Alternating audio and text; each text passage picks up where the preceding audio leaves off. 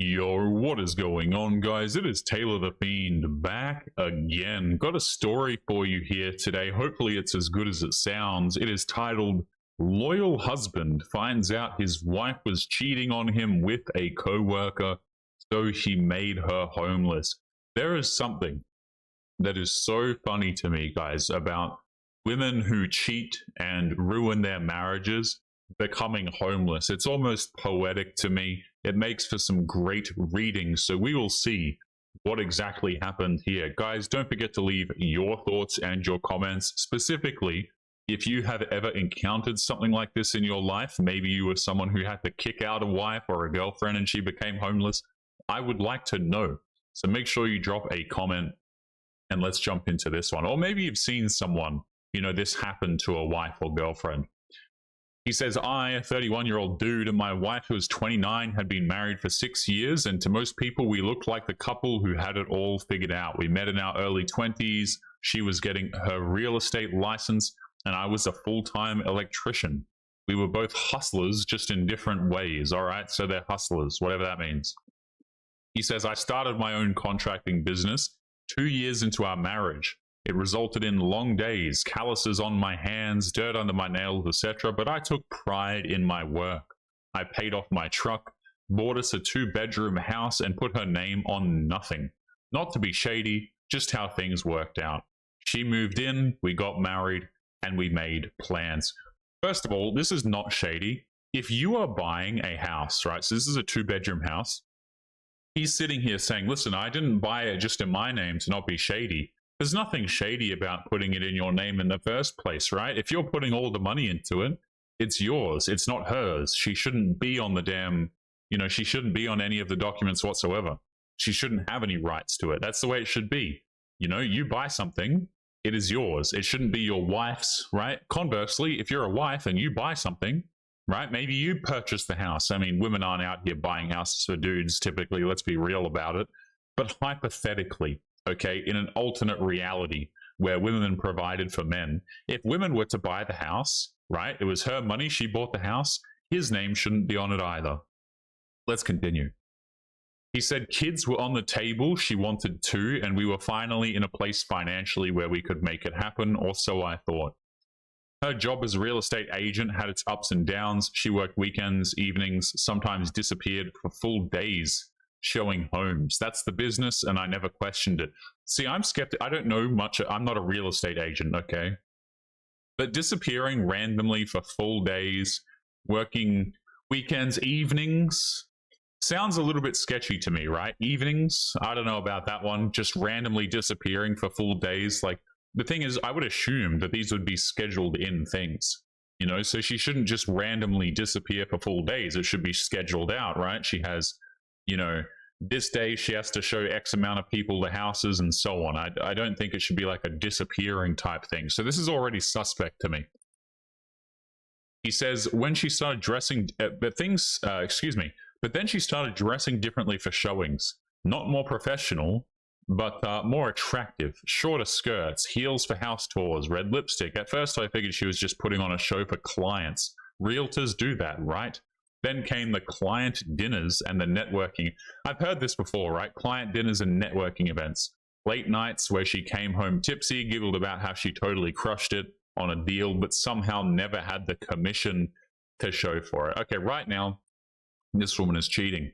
He said the phone stayed glued to her hand, always on silent and always face down. But I was not suspicious. I was tired. I was working 10-hour days, coming home to a clean house, a warm dinner, and the woman I loved, until I found out the hard way. Okay, so here's the thing. This dude, it sounds like the dude is doing pretty much all of the financial heavy lifting, right? She has a job, but the commissions aren't really coming in. She works sporadically. This guy has his own, what did he say? His own contracting business, okay? He started as an electrician. Yeah, he was a full-time electrician, started his own contracting business, okay?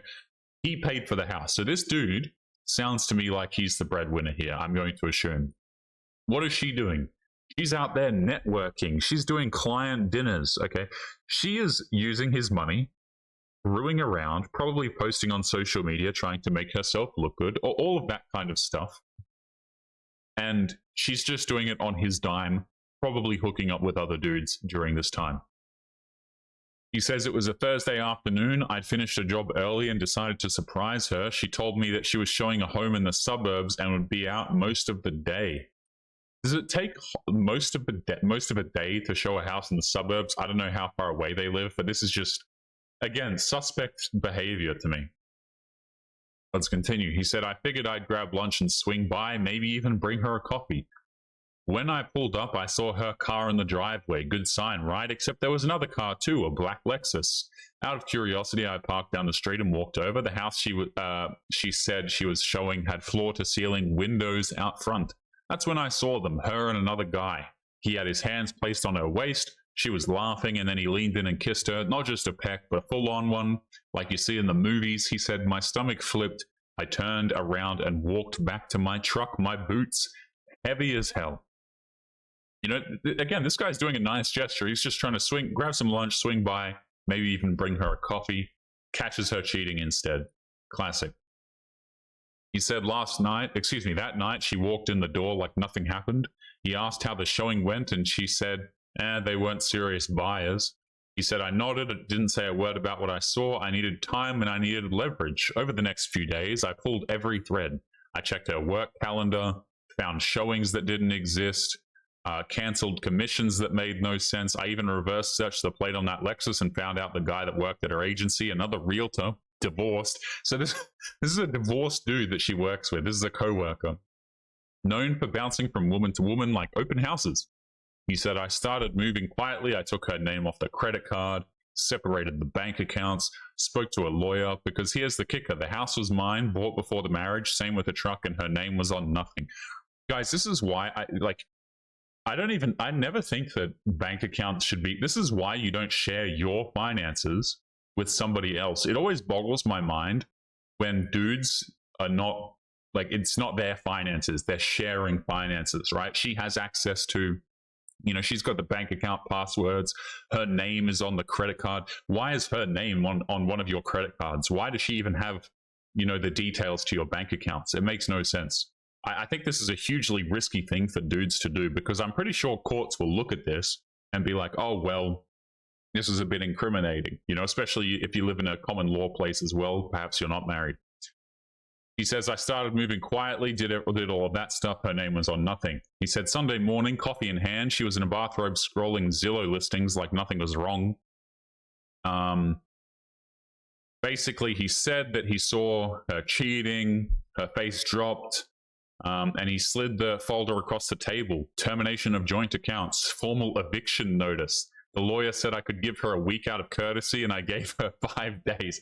I love how this is like, the lawyer's like, you could give her a week, and the guy's like, fine, but I'm only giving her business days, you know? He just boots her ass out. So terminates the joint accounts, evicts her immediately. Fantastic. I'm not sure if the divorce papers were in there, but I assume so. She panicked. She tried the usual apologies. You know, it didn't mean anything. Mistake, rough patch, blah, blah, blah. They had an argument about it. She packed up her stuff, most of it in trash bags and old suitcases. Tried staying with the guy. Turns out he was only in it for some fun. She lasted 1 week at his place before he ghosted her ass. Last I heard, she was staying on a friend's couch in a studio apartment, trying to rebuild her client list. Real estate's hard when your reputation's trashed and word spreads fast. She emailed me a month later, said she missed me, said that she made a mistake. Okay, so look at this for a second, right? This is, again, so she's on a friend's couch now. What this tells me is her little real estate gig was not bringing in any income.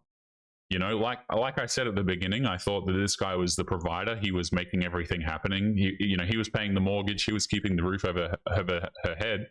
And so when he stopped helping, she essentially becomes homeless and has to go couch surfing, right? Because her work just consisted of her screwing around with dudes and spending this guy's money at work, quote unquote, work dinners. Completely insane. But great stuff. Makes the woman homeless, kicks her ass out. Fantastic moves here. Guys, do not forget to leave your own thoughts and comments if you've ever been in a similar situation or you have seen one. Maybe your friend has gone through something similar. Have you ever witnessed something as hilarious as this? Make sure you drop a comment. Make sure you guys take care of yourselves, and I'll be seeing you all in the next episode. Peace.